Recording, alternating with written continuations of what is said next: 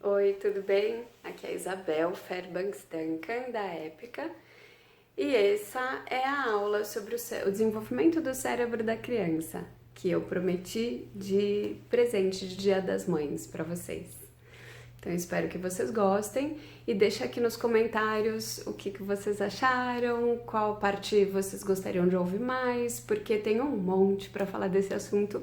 Eu vou tentar ser um pouco rápida no assunto para não me alongar muito. Se ficar chato, vocês me avisam. Bom, é o seguinte, estou aqui sentada no quarto do meu filho, porque eu acho que não tem lugar melhor para falar do desenvolvimento do cérebro da criança do que na frente de uma estante cheia de livrinhos, não é mesmo? Pois é. Bom, essa história inteira começa com economistas, tá? Eu vou citar Dr. Ron Ferguson, de Harvard. Estudei bastante material dele, porque eu tô fazendo alguns cursos de Harvard. Prêmio Nobel James Heckman fala disso também, do desenvolvimento do cérebro infantil. E eles dois são economistas. Além disso, o Dr. Daniel Becker, aqui de São Paulo, falou também mês passado no Seminário Internacional das Mães. Eu fui lá e vi e falou, nossa, é incrível como parece que tá todo mundo falando sobre isso, né? Então eu vim contar para vocês tudo que eu aprendi em relação a isso. A ideia é que é muito importante o estímulo e o afeto, principalmente na primeira infância e mais ainda na primeiríssima infância, do 0 aos 3 anos de idade, tá? Por quê? Os economistas foram entender a diferença, o gap de potencial de aprendizado dos adultos. Por que uns ganham menos, outros ganham mais? Qual a diferença de raça, de etnia, socioeconômica, né? Por que ricos ganham mais, pobres ganham menos? E eles foram investigando cientificamente ao longo de todos esses anos, tem estudos dos anos 70 sobre isso. Então, o que eles acharam? O gap é muito grande na vida adulta, na adolescência ainda é grande, na infância é grande. E quando que esse gap começa? Pelo amor de Deus, esse gap começa quando eles têm de 0 a 2 anos. Com 2 anos o gap já é grande. E dali para frente só aumenta. Ou seja, o cuidador, mãe, pai, professor, babá, que estiver cuidando dessa criança, deve estimular o cérebro de maneira a ele ficar pronto para aprender no futuro, tá? Então não é que a gente vai ensinar matemática para uma criança de 0 a 2 anos, não.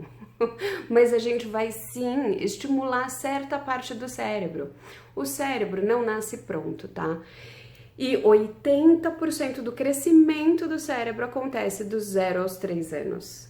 Então é crescimento muito acelerado, tá? É que nem fazer exercício. Você puxa ferro é músculo que tá crescendo e se desenvolvendo. O cérebro é igual, a gente pode fazer o cérebro crescer e se desenvolver, tá? Tem uma frase que eu gosto, eu escrevi aqui uma colinha, do James Heckman, que ele fala: investir na primeira infância é mais eficaz do que distribuição de renda. Isso é seríssimo, porque o que ele diz é: a gente pode mudar a economia do Brasil, do mundo, se a gente investir nessa primeira infância da criança, se a gente tratar eles do jeito que eles merecem, do jeito devido. Então vamos falar sobre como é esse jeito devido, né? Primeiro deixa eu só falar mais um pouquinho do cérebro. O cérebro termina de se desenvolver entre 21 e 25 anos, tá? Tem até o motivo, né, o porquê que o adolescente é tão sem limites, por exemplo, porque o córtex frontal, a parte daqui da frente do cérebro, é o último a se desenvolver. E é justo a parte dos limites, quando a gente fala, vou respirar, vou pensar, vou parar e contar até 10. Entendeu? Quando você se põe limite, isso só acontece depois, quando começa a vida adulta. Então o adolescente não tem isso. Ele já tem toda a parte do cérebro dos desejos, dos prazeres desenvolvido e não tem um limite. que dá uma pessoa que tá louca atrás de prazer e ainda não tem limite? Adolescência. É muito interessante estudar o cérebro, porque aí a gente entende que também não é só hormônio, tem muito também do quanto o cérebro está desenvolvido ou não. E também não adianta ficar explicando mil coisas para as crianças muito pequenas, porque também o cérebro ainda não chegou lá, não está pronto para entender tudo isso, tá? Então vou falar 5 passos básicos, isso é muito de Harvard, Dr. Ron Ferguson. Ele criou o Gap Initiative, Gap Development, eu vou pegar esse nome para vocês. É uma iniciativa sobre como diminuir esse gap de aprendizado que eu estava contando para vocês, tá? E aí ele criou os 5 Basics, que são 5 passinhos simples que devem ser feitos todos os dias com as crianças desde o dia que nasceu, tá? Ai, parece que absurdo, eu não vou ler um livro para um recém-nascido. Vai, para cada idade de uma forma diferente, tá? Eu até gosto de contar que para o meu filho eu leio o mesmo livro desde que ele nasceu, ele vai fazer 3 anos agora, mas as formas de contar vão mudando, tá? Então isso é uma coisa, então vamos começar por esse, ler e discutir histórias. Essa é uma ferramenta que a gente deve usar com os nossos filhos. Ler histórias para um nenenzinho, eu tenho um filho de 4 meses agora, eu conto para ele já os 3 porquinhos. Então era uma vez um porquinho, o porquinho mais velho, nananã, o segundo porquinho, não sei o que, o terceiro, nananã, e falo bastante com o rosto, com a voz, ele olha bastante para mim. Por quê? Porque a gente tá ali numa conexão que na verdade ele não tá olhando tanto pro livro ainda. Chega uma hora que ele começa a ver as figuras e você aponta bastante as figuras. O Luke, o meu mais velho, já tá num jeito que ele que me conta a história, ele conta bem rapidinho, tá? Ele não passa página por página, às vezes ele pula umas páginas, às vezes fecha o livro no meio porque não quer mais contar e fala, pronto, e aí queimou o bumbum do lobo e o lobo saiu correndo que queimou o bumbum dele. E a gente já chegou na parte de poder discutir a história. Será que o lobo era mau mesmo, filho? O lobo era mau ou ele estava com fome? Se esse lobo tivesse comido arroz e feijão, carninha, um monte de coisa, antes de encontrar os 3 porquinhos, será que ele ia querer brincar, cantar música, que nem os porquinhos que estavam todos felizes? Ou ele ia querer morder e sair comendo todo mundo? Se ele tá de barriga cheia, ele, entendeu? E aí ele vai raciocinando isso. Mãe, acho que o lobo tava com fome. Talvez o lobo não seja mau, né? E várias vezes quando ele acaba brigando com um amiguinho, eu falo, filho, você deve estar com fome, vamos comer? Ele começa a perceber e fazer esse link de, pô, quando eu tô com fome eu também viro lobo mau de alguma forma, é super bacana, tá? Então esse foi o primeiro que eu te falei. Segundo, fale, cante e aponte. Apontar, acho que muita gente já faz isso naturalmente, né? A gente aponta, olha a régua, olha o livro, olha o Buzz, olha o Hulk, né? A gente acaba já fazendo isso muito naturalmente, deve fazer cada vez mais, porque isso vai estimular língua, fala e também a interação social do seu filho, tá bom? Conte, agrupe e compare é o terceiro. São 5, esse é o terceiro, tá? Conte, agrupe e compare. A gente vai estimular raciocínio lógico,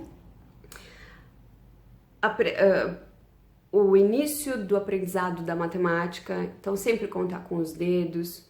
Pro meu nenezinho de 4 meses, eu tô sempre fazendo assim com os dedos, ele adora assistir a mão, então eu mostro como que os dedos são iguais dos 2 lados e isso vai estimulando ele a aprender, tá bom? Além disso, solução de problemas. Solução de problemas vem de contar, agrupar e apontar. Verde, verde, verde, vermelho, vermelho, vermelho. Triângulo, triângulo, triângulo, bola, bola, bola. A gente separa bolas de vários tamanhos, todas juntas. Depois, grande separa do pequeno. Isso é uma brincadeira, mas que tá ali desenvolvendo o cérebro o tempo inteiro, tá? Mais uma... Explore através de movimentos e brincadeiras. Isso acho que todo mundo faz naturalmente, né? Brincar com a criança a parte mais fácil. Tem muita gente que não gosta de ler, acha chato. Aliás, vou falar sobre ler também. Às vezes, se você não precisa ler todas as frases do livro, tem criança que não tem paciência mesmo. Mas se você leu a figurinha, né? O que aquela figurinha tá passando, pronto. Isso é um jeito de ler um livro, tá bom?